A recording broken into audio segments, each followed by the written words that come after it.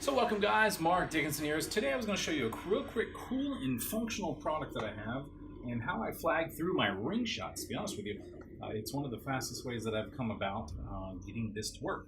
So this is a palette gear slider, and as you can see, this is the minimal version. On my other computer I have a full version that has pretty much every one of the palette gear sliders multiplied by 2 there, so that we can have all the functions we need within Adobe Lightroom, Adobe Photoshop, and Premiere and After Effects. So this is the palette gear slider. It's a module controlled system here that magnetizes parts that stick together, and currently I have it set up for Lightroom for flagging, so a rejected and a approved one. And then once I jump over to Photoshop, it actually swaps over to Photoshop for you, so the module knows what program you're in, whether it's this, After Effects, and so on and so forth. So today what I'm going to do is I'm going to show you guys how I flag to my ring shots extremely quickly. So for instance, this one here, we're going to keep that one because on these ring shots, we have the corner post that's in focus. I want that. Second one has a little bit deeper in focus there. Third one and fourth one look pretty good. So what I want to do from here is I want to select all of these. I'm going to right click on them, edit in, and open in Photoshop in layers. And what that does is automatically transfers all 3 of those files over in layers, changes the module to, I have a couple different presets here. And again, this computer over here is only designed for having minimal work with flagging and compositing some images. So as you guys can see over on this monitor over here, we have all 3 of those images in there. And what I am doing is creating a ring stack here. I'm doing a focus stack. Once I get them in here, I have a preset, which you can find in the description below. You can download it and use it yourself. Is a action that puts all of this into one composite image. So let's go ahead and do it. We're going to press it. 1. Now you're going to see on the screen there, hopefully that there is on this side a progress bar, and over here there's a spinning wheel. And what that's doing is it's going to be auto-aligning the layers and auto-blending the layers based on all that content in there. So there's only 3 images, so this one should go relatively quick.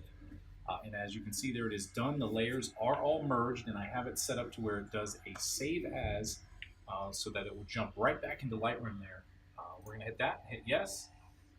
As you can see, it's a pre-flagged image. It is a TIFF image up here. And now we have focus from the corner of the post, the diamond, the back bezel there, just a little bit, and a little bit deeper of focus in there. So let's do one more of these, if you don't mind. I'm going to jump in here and grab this ring shot. So this is another one we did. First thing I want to do is I want to go ahead and I'm going to bring this down a little bit and bring my highlights down so that the clarity on that diamond actually shows up. Exposure up just a little bit. I'm going to sync maybe all 4 of these. Let's do all 4 of these here. I'm going to synchronize all 4 of these raw files and then right click, edit in, Photoshop, and layers. Now the great thing about this is if you want to, while it's doing its thing, you can come over here and prep another ring shot or another set of images to be ready for editing. So we're going to do that with this one here. I just white balance it manually there. I'm going to sync it, put all 3 of those together. While this is over here loading, I'm working on my next set, getting them prepped and ready to go in. I want to find a different spot for that white balance. Maybe on the ring, yeah, that's a little bit better. Skin tones are a little bit warmer. And I'll tone it down. My tint looks a lot better that time. No greens, no kind of funkiness. I'll sync those together. And while I've been doing that, over here is the composite of these 4 images right here. We're going to go ahead and press that red button. It's going to spin. Now, again, I can come over here and prep these to come in, edit in, open as layers in Photoshop, because that's what it's going to start doing. I usually wait just a minute or 2 just to make sure that I'm not getting anything kind of overlapping over here. But essentially, it's going to open up a new file for you and work through that. Now, as this one here, you can see that it's blending the layers based on content. While it's working on that, it's going to be processing this next upload or open into Photoshop. So let's go ahead and see what's going on here. And this is real time. This is how it works. This one may take a little bit longer. These are all full-size RAWs from Nikon D4s. And so, yeah, we might have a little bit of a delay here, but you can see it in real time. This is a short video here. Now, the nice thing about that save as is when I bring that file back into Photoshop, you can see, or when I bring it into Photoshop and then bring it back to Lightroom, it aligns right back up with what I was working on. So that's why I did the save as rather than saving this somewhere else. So let's take a peek at this and see. We'll hit yes. It is now officially in here as a new image. As you can see, the TIFF image up top. I zoom in, I can take a look. Yep, everything looks good right there. I like it. Now we worked on this one, same thing as before. Now once we bring it back in here, even though it's a TIFF, we can still do a little bit of minor editing and bring down the highlights or the whites just to show that diamond off a little bit more. And I also have a little preset that I use, hopefully still on this one here, that's called Bright Like a Diamond. And ready to go.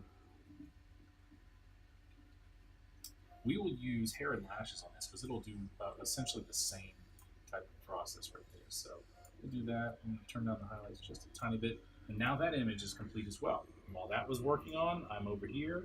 I'll press the red button. That's going to work on it. Now I can go through and finish, say, flagging my set here that I'm working on. And we'll leave that one. Since we got this one worked out, and we got that one as a TIFF and it's edited, we'll come through and make sure that it's there. Now Photoshop popped up, said, hey, we want to save it. It's going to save it and bring it back in. It brings you right to that file, right here to that file.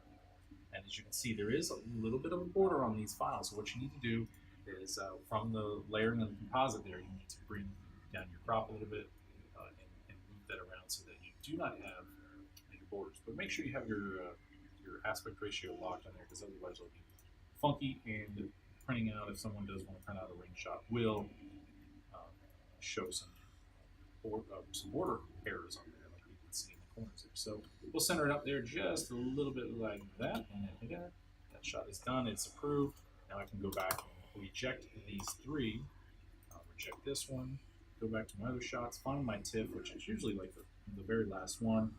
We'll approve that one, and then once we approve that one, what we're going to do is crop this one down, make sure it looks good, recenter it, done, go from there.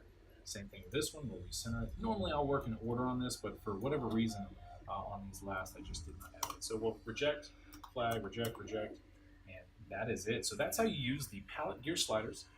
These are actually the palette gear buttons. These work really well with expediting your editing. And as I said, you can see on these right here, all I have is some amazing tools that help me out and expedite things really quickly. So that's how you do it. Check it out. You can get these from the link below on Amazon, or you can grab them from B&H Photo, wherever you can find them at, or directly from the supplier of palette gear. And use my coupons below to save a little bit of money on those as well. So thanks, guys, for watching. I appreciate it, and I will see you guys next time. Peace. Come blasting through the door. Whoosh.